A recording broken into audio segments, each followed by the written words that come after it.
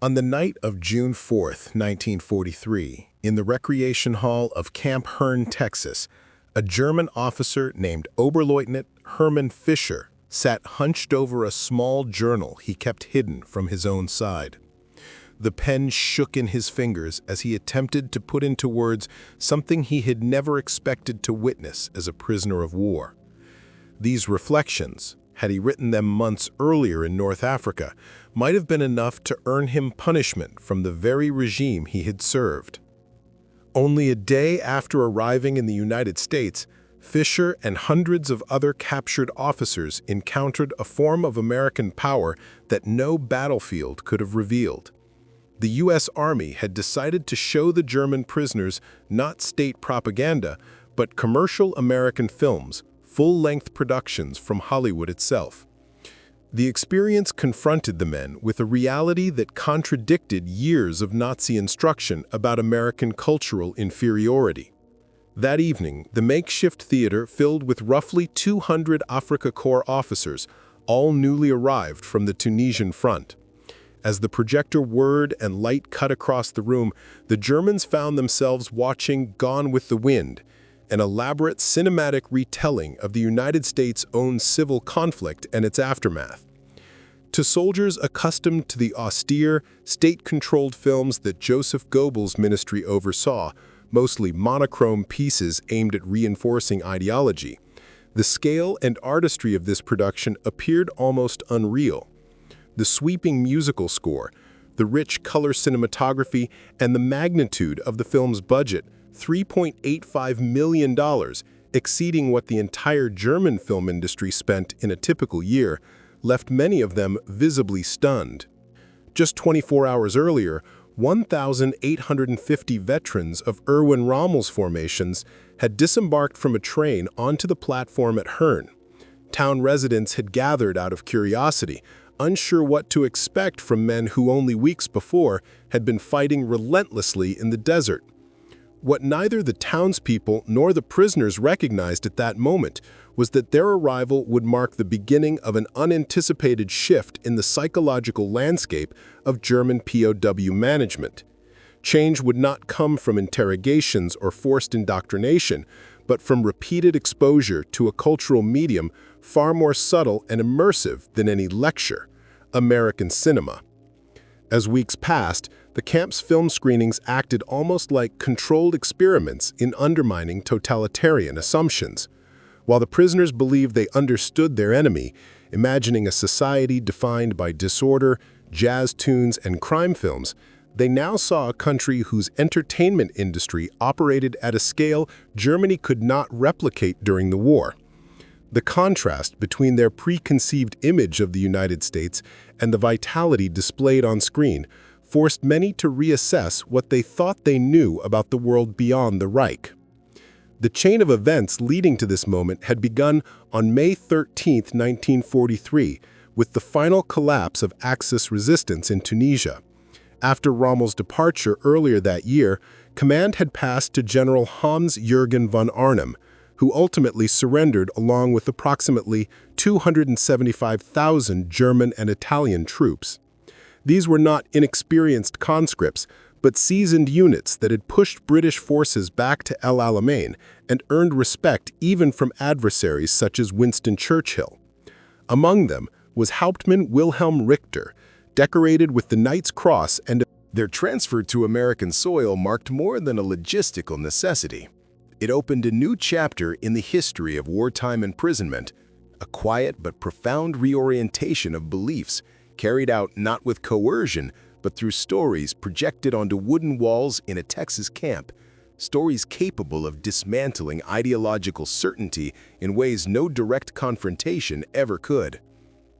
The process that carried German prisoners of war from the moment of their capture to their unexpected cultural awakening began long before they ever set foot in the United States. In the holding centers scattered across North Africa, where men waited for ships that would take them across the Atlantic, many of them were already grappling with a subtle shift in their assumptions. The logistical orderliness of the American forces, so different from the image painted by Nazi propaganda, hinted that their understanding of the enemy might have been incomplete. Yet those early impressions hardly prepared them for the shock that awaited in the interior of the United States. Not merely the abundance of material goods, but a level of artistic and civic sophistication that ran counter to everything they had been trained to believe. Their first real encounter with this came aboard the Liberty ships that ferried them westward. Improvised cinemas were set up in the enlisted mess halls, where reels were threaded onto portable projectors. Feldwebel Otto Kraus, once a member of the 15th Panzer Division, later described the moment he and his fellow prisoners were ushered in to watch a film during the crossing. The selection was Charlie Chaplin's The Great Dictator, a movie they would never have been allowed to see in Germany. Sitting in the dark, German soldiers watched a Jewish comedian ridicule the Führer himself. Kraus remembered the stunned reaction. The prisoners were unsure whether they ought to take offense or marvel at the audacity. For many, it was their first exposure to Chaplin's work, which had been banned since the early years of the Third Reich. Once they reached American soil, this pattern continued.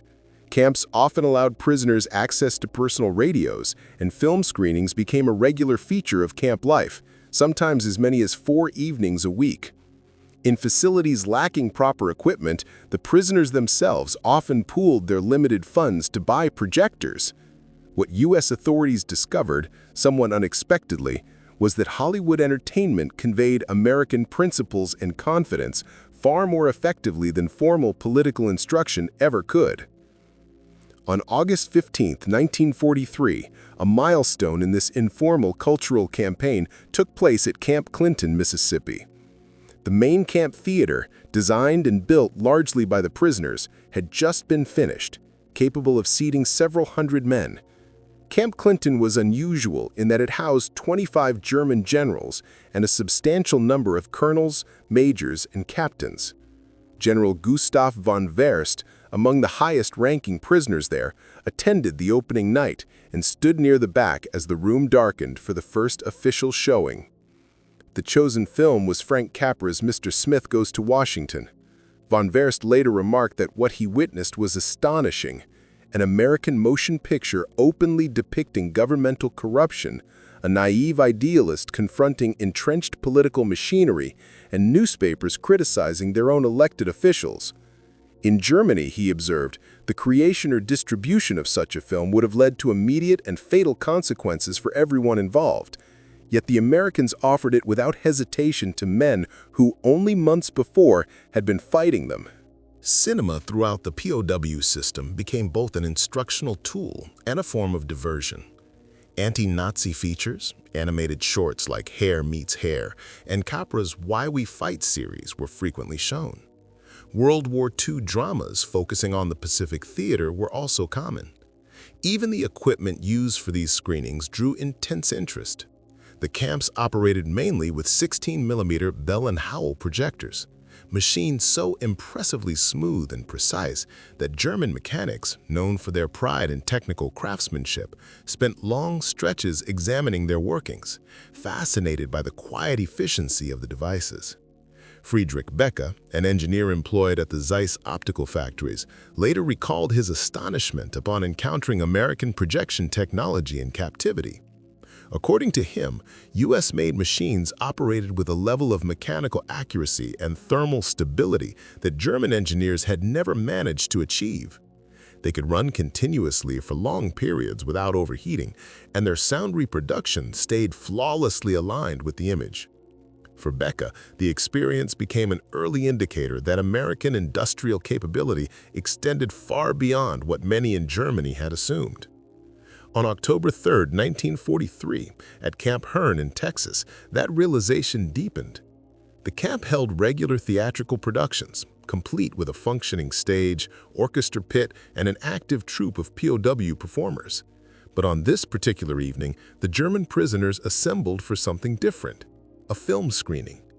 The feature was Mrs. Miniver, the MGM production that had earned wide acclaim for its portrayal of British endurance during the Blitz. Among those present was Unteroffizier Erich Miller, and Luftwaffe airmen who had taken part in bombing missions over London. Miller would later describe the showing as a kind of emotional dislocation. All of them knew the destruction their squadrons had inflicted on British neighborhoods. Some had witnessed the consequences firsthand from the air. Yet the film presented the civilians of Britain with such dignity and emotional nuance that many of the German attendees found themselves unexpectedly moved, some even in tears, for the very people they had once targeted. Even Joseph Goebbels, despite his hostility toward Allied cinema, admitted that the film achieved a potent form of persuasion. He noted that Mrs. Miniver never resorted to explicit denunciations of Germany, yet still managed to convey a powerful message about the nature of the conflict and the resilience of its protagonists. What impressed the POW officers as much as the narrative was the film's craftsmanship. The clarity of Joseph Ruttenberg's cinematography, the orchestration by Herbert Stothard, and the seamless editing. Each component demonstrated a level of artistic and technical refinement that German movie-making of the period struggled to match. More unsettling, however, was the film's capacity to evoke empathy across enemy lines. As Winston Churchill famously remarked, the movie had contributed to the British war effort as effectively as a fleet of destroyers, and the prisoners at... By November 1943, the tone of the POW film program shifted again. The Special Projects Division within the Provost Marshal General's Office authorized the introduction of Frank Capra's Why We Fight series for German audiences. The decision was contentious because Capra's films incorporated extensive captured German material, especially sequences from Leni Riefenstahl's Triumph of the Will, which were re-edited to expose the militaristic and authoritarian intentions of the Nazi state. Capra, already an established Academy Award-winning director, had approached Riefenstahl's monumental propaganda film with both trepidation and determination. His aim, as he later described it, was to allow the Axis powers to condemn themselves through their own imagery. Speeches, parades, newspaper clippings, newsreels, and visual records of the regime's actions.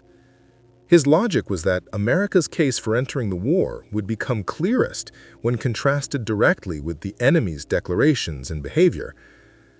The new screenings reached camps across the South. Camp McCain, near Grenada, Mississippi, held roughly 7,700 prisoners.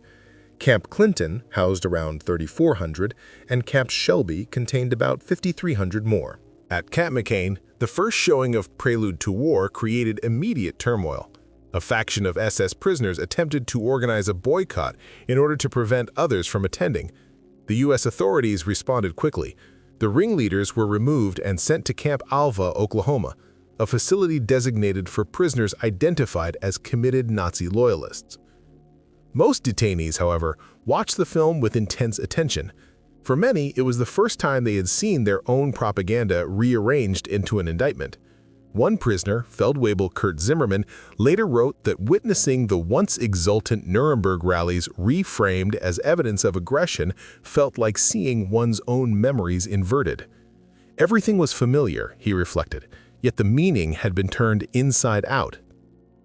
By an irony few had anticipated, the film screenings introduced in U.S. camps for German prisoners of war produced an effect unlike anything American officials originally expected. For many of the detainees, these movies offered a panoramic view of their own nation and its recent history, material they had never been permitted to witness in full while living under the Third Reich. Numerous prisoners admitted that they had never seen extended recordings of Nazi mass rallies, had never listened to one of Hitler's speeches from start to finish, and had hardly understood how aggressively their country had projected itself to the outside world. What surprised them even more, however, was the willingness of the American film industry to scrutinize its own society. German captives, accustomed to a tightly controlled media environment in which criticism of the state was unthinkable, encountered an entirely different cultural norm. In December 1943, for instance, Camp Shelby presented John Ford's adaptation of The Grapes of Wrath. Its unflinching depiction of economic hardship, its harsh portrayal of financial institutions, and its sympathy for impoverished families during the Great Depression stood in direct contradiction to the caricature of American capitalism that Nazi propaganda had taught Germans to believe. Oberfeldwebel Friedrich Hoffmann, who had once served as a Nazi Party instructor, remarked that no film under Hitler would ever have been allowed to portray German misery caused by German authorities. The idea that a nation might publicly acknowledge its own flaws struck him as paradoxically powerful rather than weak.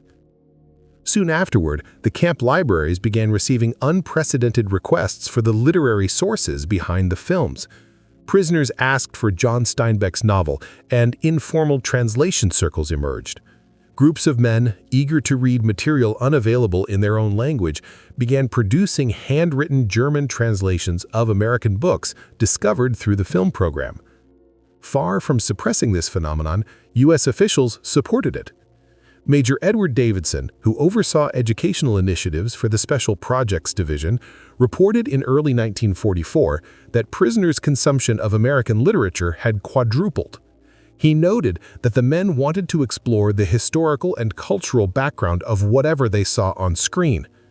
Gone with the Wind, for example, prompted a burst of interest in the history of the American Civil War, while The Grapes of Wrath stirred curiosity about the national trauma of the 1930s. One of the most unexpected drivers of psychological change emerged early in 1944 from a source few would have considered politically significant: Walt Disney Studios. Beginning in February, Camp Hearn introduced short Disney animations as preludes to the main features. Full-length productions such as Snow White and the Seven Dwarfs, Pinocchio, and Fantasia created a stir among the prisoners. These were not overtly educational or propagandistic works. They were designed simply to entertain audiences. Yet their influence was considerable. Some prisoners later recalled that witnessing Fantasia, with its fusion of classical European compositions and sophisticated American animation, forced them to reassess deeply rooted assumptions about cultural superiority. They were struck by the precision of the animation, the imaginative visuals, and the sheer technical command displayed by Disney's artists. One POW, an illustrator from Munich, spent weeks attempting to replicate the techniques he saw on screen, eventually concluding that American studios were decades ahead of their German counterparts. For prisoners who had not seen their children in years, the emotional pull of these family-oriented films added another layer of impact. Film projection itself turned into an educational experience. German prisoners assigned to operate the equipment became closely acquainted with American machinery and distribution practices.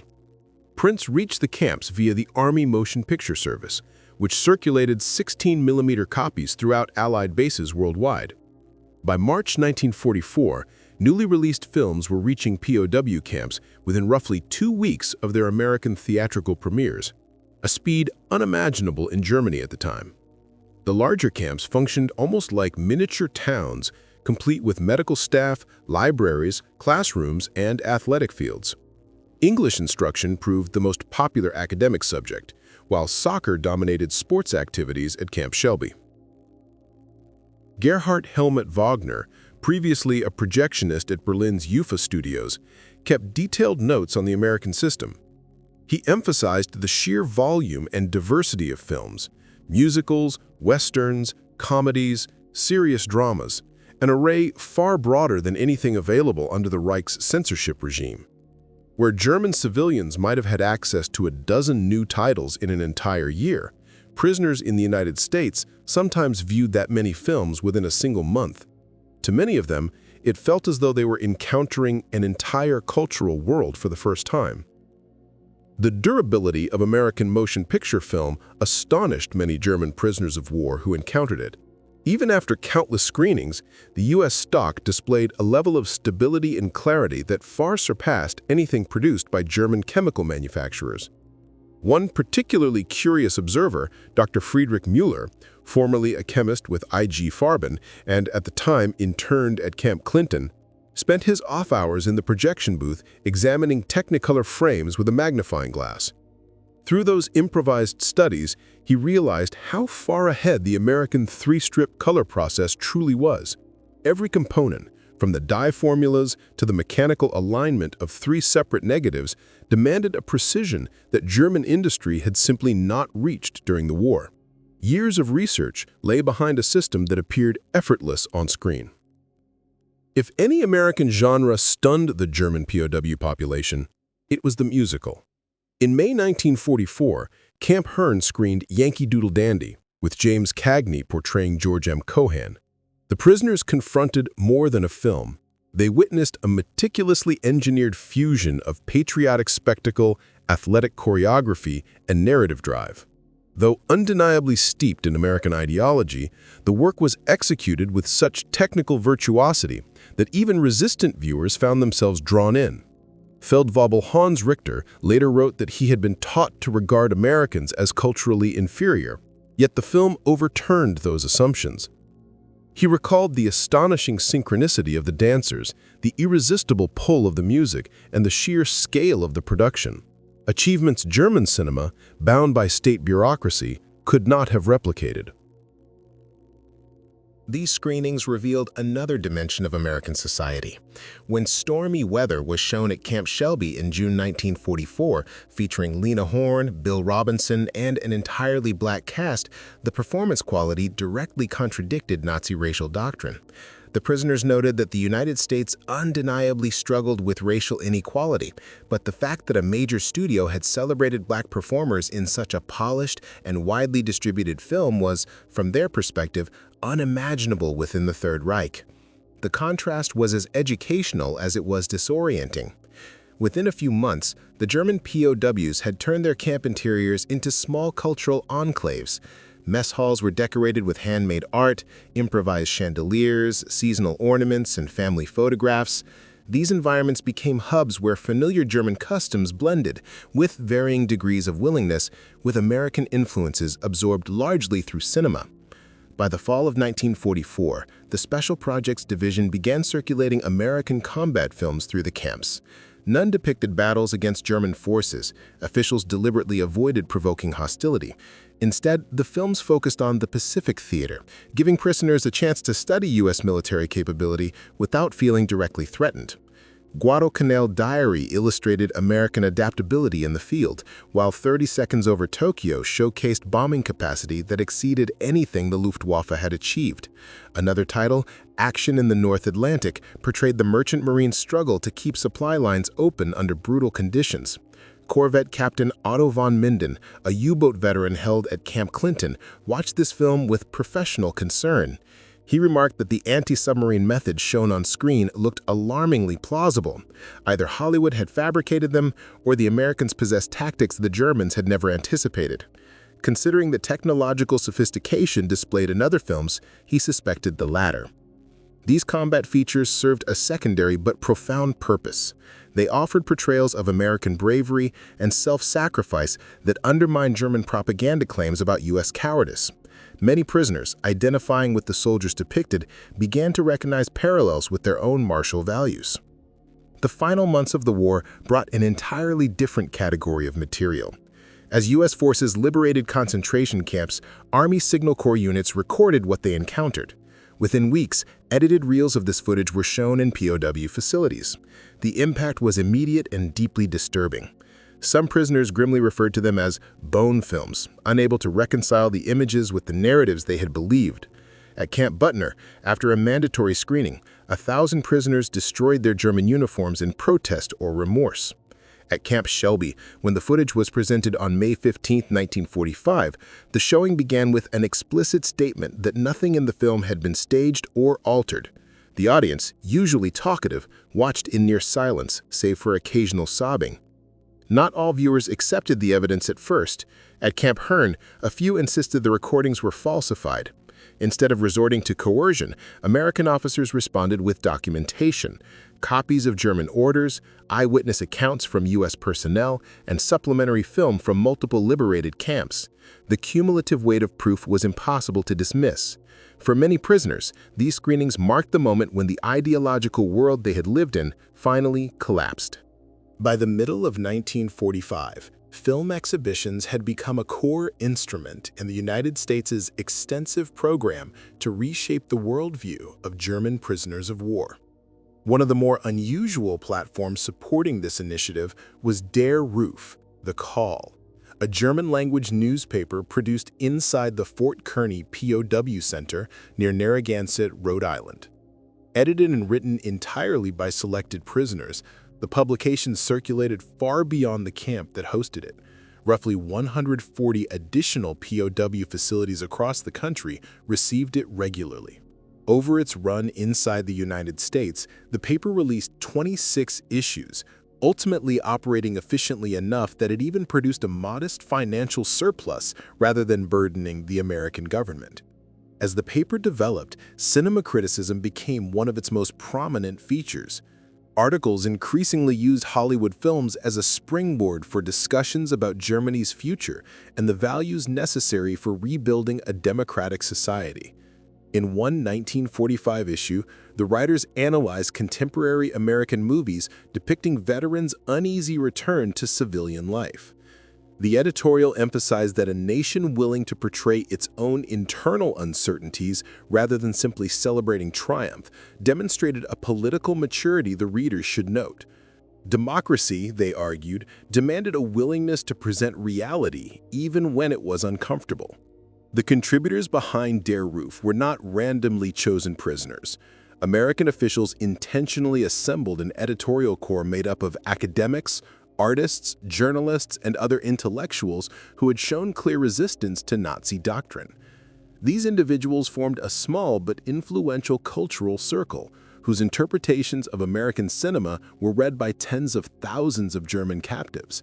Their central mission was to guide their fellow prisoners toward discarding totalitarian ideology and preparing themselves for participation in a post-war democratic Germany.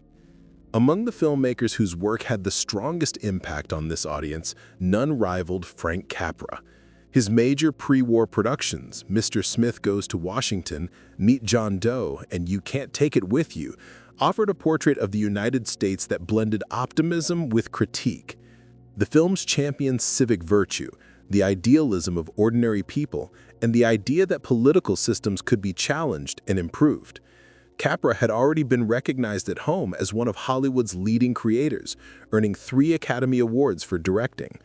Both military leaders, including General George Marshall, and political figures such as President Franklin Roosevelt, regarded his films as unmatched tools for communicating democratic ideals to broad audiences. For German prisoners, these stories became accessible introductions to the notion that democracy was not flawless, but was designed to evolve through public engagement and moral courage. Unexpectedly, Westerns also proved ideologically transformative. Classic entries such as John Ford's Stagecoach and Howard Hawks' Red River carried themes that resonated with soldiers: independence, honor, personal responsibility, yet diverged sharply from the hierarchical obedience central to the Wehrmacht. Major Friedrich von Totenbein, reflecting on the popularity of these movies among prisoners, remarked that Western heroes operated without orders, acting out of principle and a personal sense of justice. This alone challenged the cultural assumptions many German officers had taken for granted. The visual dimension of these films mattered as well. The broad, open American landscape suggested expanses of possibility and freedom utterly unlike the tightly regulated environments they associated with Nazi rule. Through these editorial efforts and film analyses, Der Ruf became a medium through which German prisoners experienced American political ideals not as abstract doctrines, but as living narratives, conveyed on screen, interpreted in print, and discussed across hundreds of camps during the final months of the war. For many German soldiers held in American camps, motion pictures became their first sustained encounter with a very different sense of physical and inner freedom. At facilities such as Camp Shelby, the films shown each week did more than entertain. They opened imaginative space the prisoners had not previously known. Before long, some of the inmates began drafting their own Western-style tales, transposed into German landscapes, featuring solitary figures who stood up to oppressive systems. These amateur scripts revealed the earliest stirrings of a democratic mindset among men who had spent years under the tightly controlled culture of the Wehrmacht. At Camp Hearn in Texas, the cultural shift took on a musical dimension. Among the prisoners were veterans of a German military orchestra who had arrived in the United States with their instruments carefully preserved. Once reorganized, they provided the camp with much-needed performances. But over time, their repertoire began to change. Influenced by the soundtracks they heard in American films, the musicians experimented with rhythms and harmonies far removed from the formal march traditions they had been trained in. Jazz-inflected passages began appearing in their arrangements, and lively swing patterns replaced the rigid cadences of barracks music. The ensemble's conductor, Feldwebel Ernst Müller, later explained that American film scores revealed to them a world of musical combinations we had never imagined possible. Classical elements woven into popular idioms, an emotional openness, and a technical sophistication that felt almost democratic in spirit. By the closing months of 1945, camp orchestras were performing reworked versions of well-known Hollywood themes for fellow prisoners. One piece rose above all others, Over the Rainbow from The Wizard of Oz. Its melody and longing for another place resonated powerfully with men living thousands of miles from their homes and uncertain of what awaited them after the war. American films also reshaped prisoners' perceptions of gender in profound ways. To many Germans, the women on screen, figures such as Katharine Hepburn, Bette Davis, and Joan Crawford, bore little resemblance to the narrowly defined roles demanded by Nazi ideology. When Woman of the Year was screened at Camp Clinton in September 1944, the audience witnessed a female journalist whose professional success exceeded that of her husband, a situation that would have been unimaginable under the Third Reich. The simple fact that women appeared not merely as adornments, but as central, capable characters, offered a glimpse of a society where human potential was not restricted by gender. Some viewers resisted these notions, but others began quietly reassessing the expectations long imposed on their own wives, sisters, and daughters. American comedies accomplished a different but equally significant cultural task. They invited German POWs to laugh at authority itself, something Nazi propaganda never allowed. The anarchic humor of the Marx Brothers, the frantic energy of Abbott and Costello, and the self-mocking charm of Bob Hope chipped away at the solemnity that had defined military life. At Camp Hearn, despite its concerns over its anti-war tone, Duck Soup provoked loud laughter among officers who, only months earlier, would have been expected to embody discipline and dignity. The most emotionally complicated moment came in October 1945, when Charlie Chaplin's The Great Dictator was finally screened. Reactions ranged widely. Some prisoners were angered by the mockery of a figure they had once revered or feared, while others felt an unexpected sense of emotional release as they laughed at an image that had dominated their lives. Chaplin's concluding plea for compassion and rejection of hatred struck many deeply.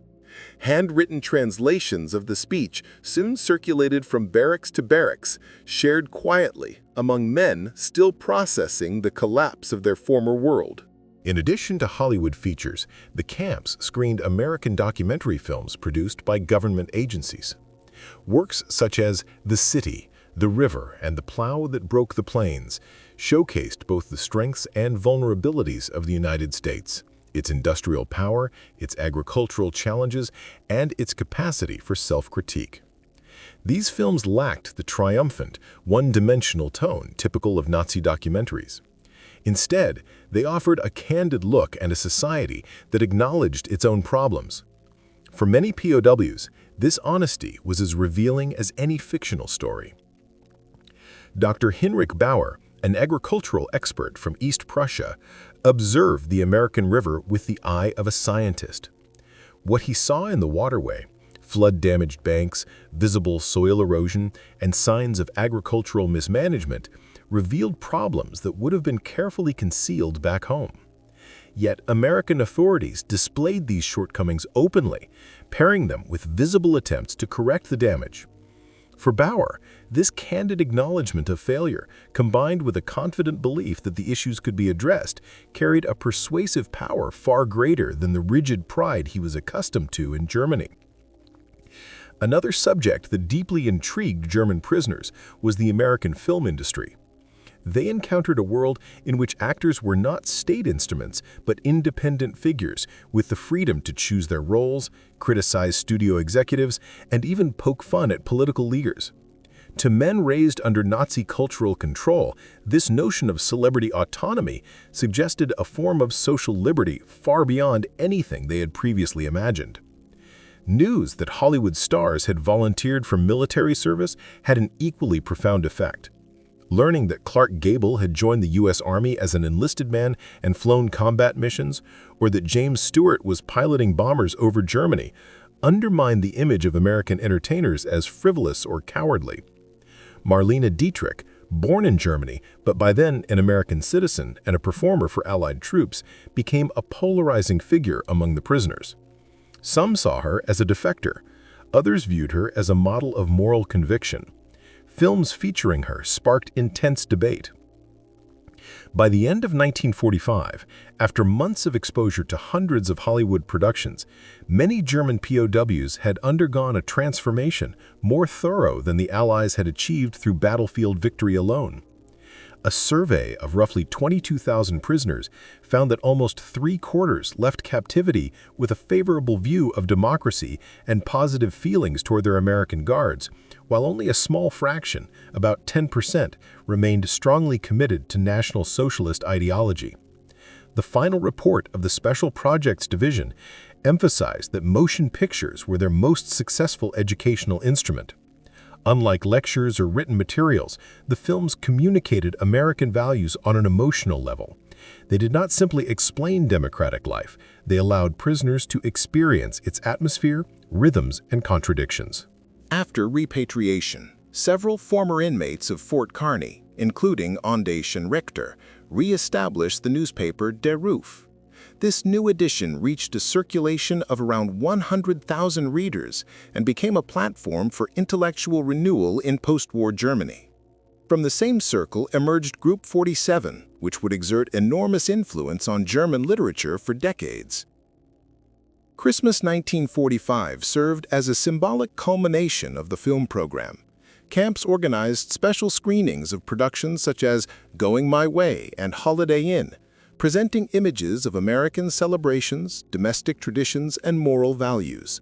At Camp Hearn, thousands of prisoners watched scenes of ordinary American life rendered with advanced cinematography, polished editing, and elaborate musical sequences. What stayed with them, however, was not the technical mastery of the films, but their portrayal of a society capable of hope and warmth, even during difficult times.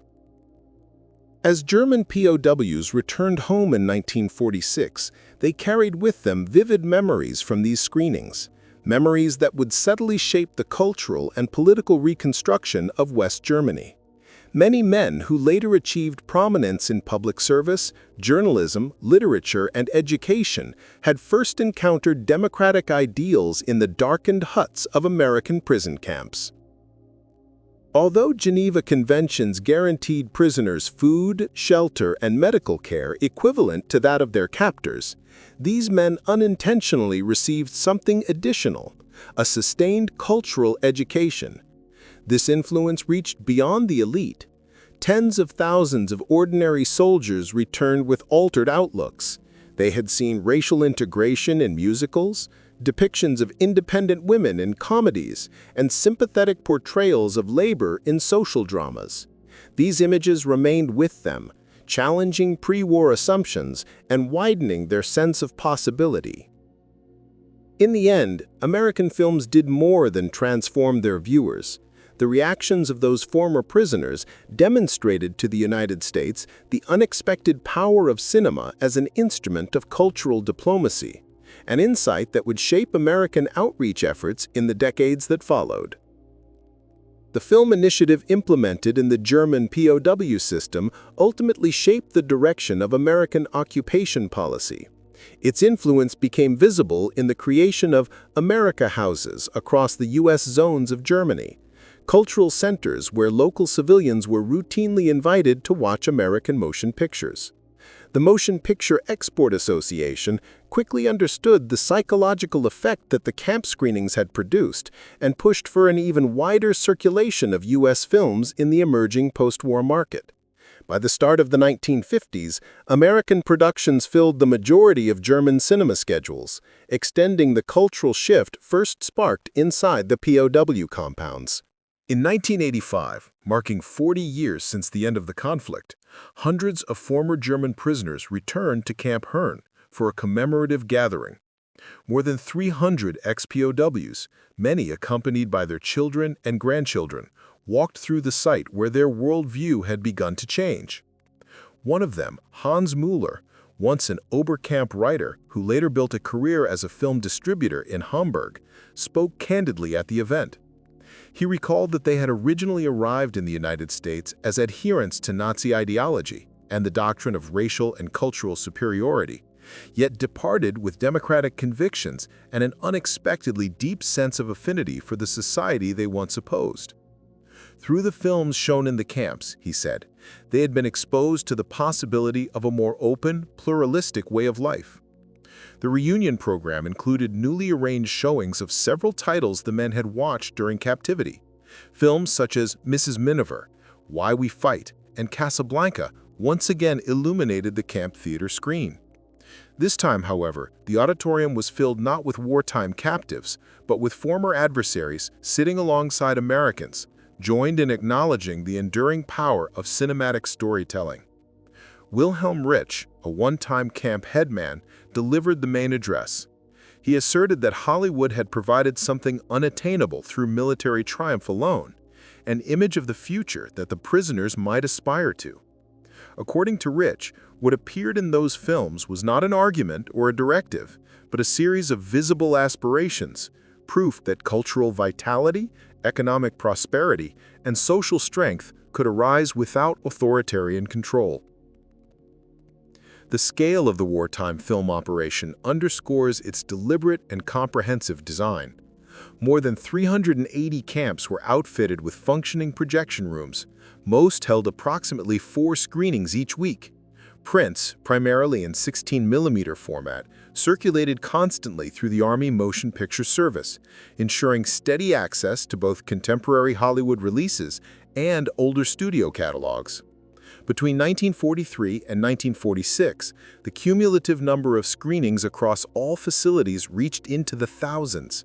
Military analysts estimate that German POWs collectively generated millions of individual viewings during their internment, with the average prisoner seeing between 150 and 200 films. The programming range was broad, combining feature entertainment, nonfiction works, and official U.S. government documentaries. Many prisoners joined organized discussion circles, while camp newspapers published reviews and essays evaluating themes, characters, and political ideas presented on screen. A number of POWs kept meticulous personal records of the films they encountered, sometimes later crediting these experiences with influencing their post-war vocational choices, including in journalism, education, and the film industry itself.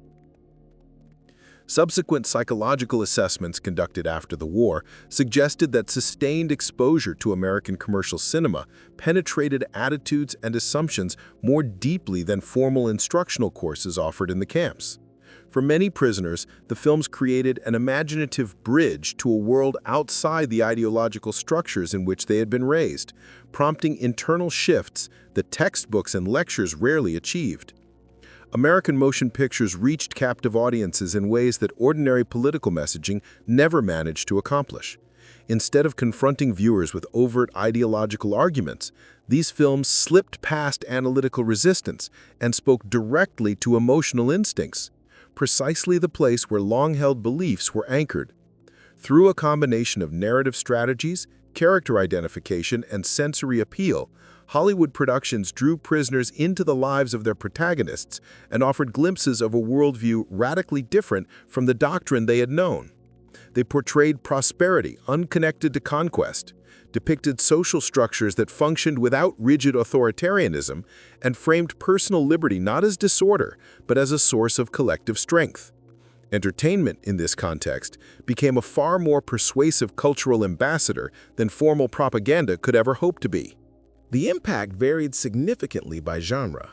Musical films, with their exuberant choreography and energetic optimism, disrupted long-standing German clichés about American superficiality by presenting joy as an organized, communal expression. Westerns, while rooted in mythic landscapes, emphasized the dignity of individual initiative and moral self-reliance.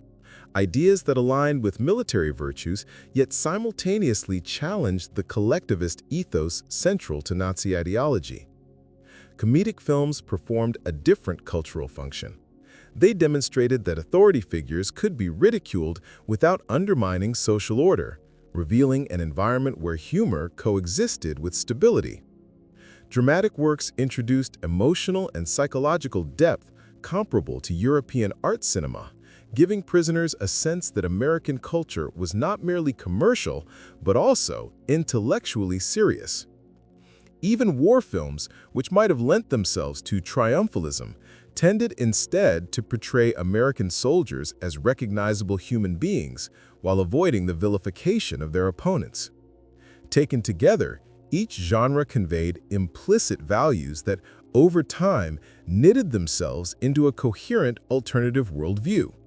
The very diversity of these cinematic forms, ranging from lighthearted entertainment to introspective drama, communicated the existence of a pluralistic society that differed sharply from the enforced uniformity of the Nazi state. Beyond ideological influence, these films served as unintentional training materials. Prisoners observed and analyzed Hollywood's technical craftsmanship, camera movement, lighting schemes, sound engineering, color processes, visual effects, editing rhythms, and even the logistics of film distribution. For many, this exposure became a foundation for practical skills that later proved essential in post-war reconstruction.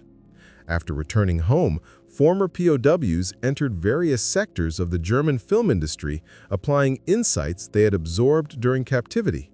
Their familiarity with American production methods contributed to the modernization of West German cinema throughout the 1950s, accelerating the adoption of new stylistic conventions and technological practices. Moreover, Hollywood narratives often embodied democratic principles without resorting to explicit political instruction. Stories typically centered on protagonists who shaped their own destinies, suggested that social advancement was attainable through effort, depicted institutions as corrigible rather than absolute, and placed characters with differing values in productive coexistence. Themes of personal transformation and redemption underscored the belief that individuals, and by extension societies, could evolve for the better. In this way, the films communicated the mechanics of democracy not through lectures, but through the structures and resolutions of the stories themselves. Across the many films screened for German prisoners during their confinement in the United States, a set of recurring narrative patterns gradually shaped how these men interpreted the world around them. Through constant exposure to American motion pictures, they absorbed more than entertainment. They unintentionally acquired a new set of conceptual tools for reading social life. Hollywood stories, often designed only to amuse domestic audiences, ended up functioning as a kind of informal economic curriculum for these prisoners of war. Within the confines of the camps, they encountered depictions of everyday American consumer habits, workplace negotiations, the logic of private enterprise, competitive markets, and systems of finance operating largely without direct state control. For many prisoners, these portrayals offered the first sustained encounter with a functioning capitalist order not mediated by authoritarian oversight. When they eventually returned to Germany, this cinematic education unexpectedly became useful. Former prisoners later recalled that the movies they saw in captivity helped them grasp the mechanisms that would underpin West Germany's rapid post-war economic revival. Some even credited American cinema with giving them the vocabulary to understand economic liberalization long before they were asked to help rebuild their country. The cultural effects spread far beyond the camp fences. A significant number of returning prisoners went on to assume influential positions in post-war society. Some entered politics and promoted democratic norms in emerging West German institutions. Others became teachers and introduced American studies into university curricula. Still others applied the entrepreneurial spirit they had observed on screen to modernize German business practices. Filmmakers and writers who had been imprisoned found inspiration in Hollywood's techniques and narrative styles, contributing to a new phase in German cultural production. Social reformers drew on the themes they had absorbed from American problem films, pushing for societal changes at home. By mid-century, West Germany had aligned itself closely with the United States, so quickly, in fact, that historians have argued this dramatic shift was made easier by the cultural exposure these men experienced as prisoners.